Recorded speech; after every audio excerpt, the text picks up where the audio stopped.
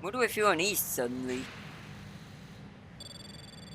He looked to a short, scientifically dressed someone or other, searching through screens on his laptop. He dauntingly intrigued by his dark work.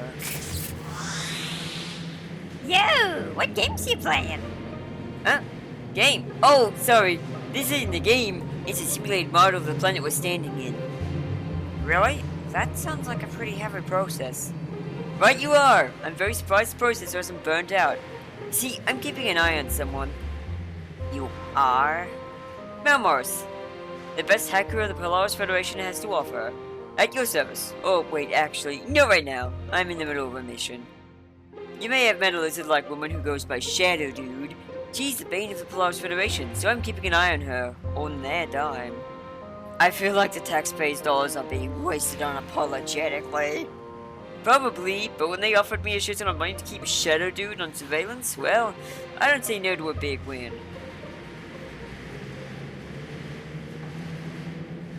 Ah, I see you've met the amateur at work. Hey again, this Morris dude was talking mad shit. How completely expected. How the heck did you know? Little bit of advice, if you don't want me to know you're spying on me, maybe don't blurt it out loud enough the entire damn cafeteria can hear it. Like I said, amateur. Does the immaturely insulting me make you feel better about your exile? No, but seeing how far the Federation is willing to go to try and keep an eye on me certainly does. I can't say I'm looking forward to the day they do to you the same they did to me. None of you are wearing fingerless gloves, so how could either of you call yourselves hackers with a straight face? Because I'm a criminal and he's an amateur. Damn, this sass is unreal. I should mention that I'm also keeping an eye on your troublesome friends. You don't need to feel so flattered. That just makes me proud to be their friends. So what are you proud of? That you are Daddy Dipshit's favorite pawn? That's Legionnaire General to you. It's an honor to serve the Federation. I don't expect you to get that though. You've clearly never had any. You want to talk about honor, huh? How honorable is it that you left your friends to rot in prison so you could become a taxpayer-funded voyeur bot? Don't get me started on the whole Butlergate scheme. If you had any honor, it's in the trash with your soul and conscience. Criminals don't get to talk to me about honor. Look, if you behave or you hear, nothing will happen. I'm only keeping an eye on you because I get paid to do it. I don't have a personal beef with you. Well, if you made the mistake of comparing yourself to me, I suppose that hurt too much. Why don't you two just get it fucking over with? Bruh, you'll have to invite me out to dinner first. You know what? I take it back. I definitely do seem to have a personal issue with you. Because I'm angry now. There, it's unhealthy to conceal your massive hate boner. Shadow Dude, what did you do? The fuck do you get here? Ahem.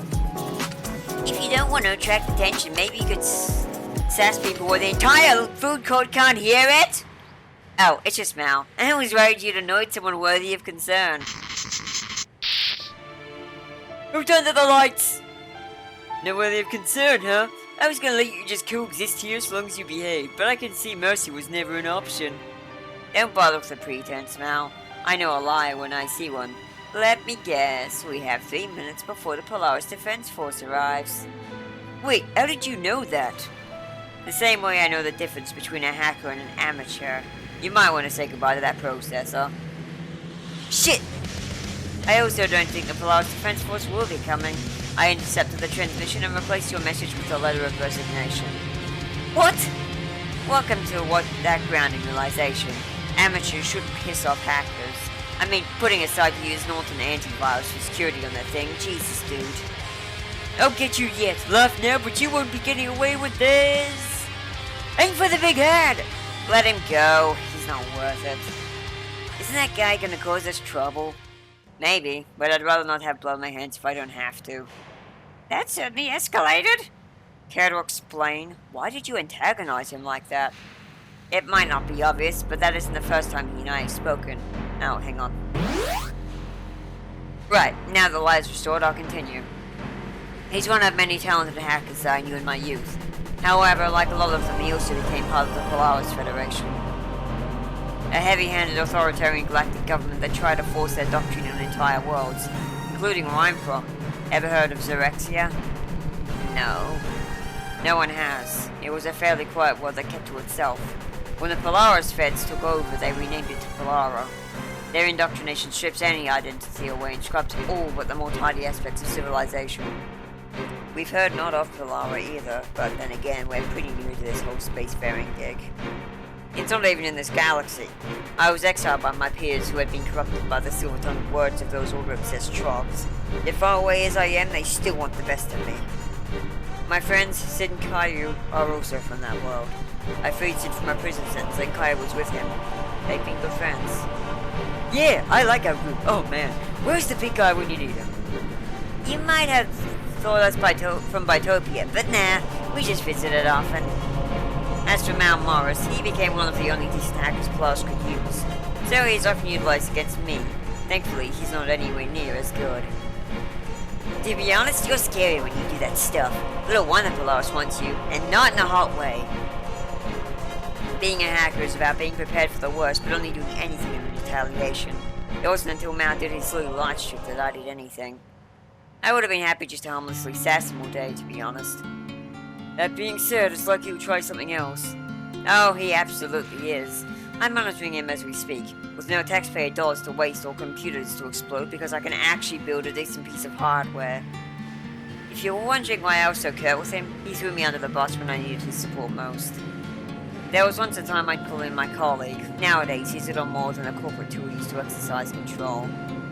He sold his soul for money and security. For that weak shit and the betrayal of his people, he will never be forgiven. I must go get some things organized. You two should go and locate the big guy. I'll meet you before things get too out of control.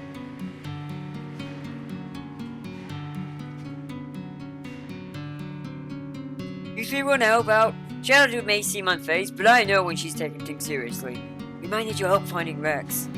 If you do, we're gonna head up to the Kaleidos Towers. It's a place we often go to relax.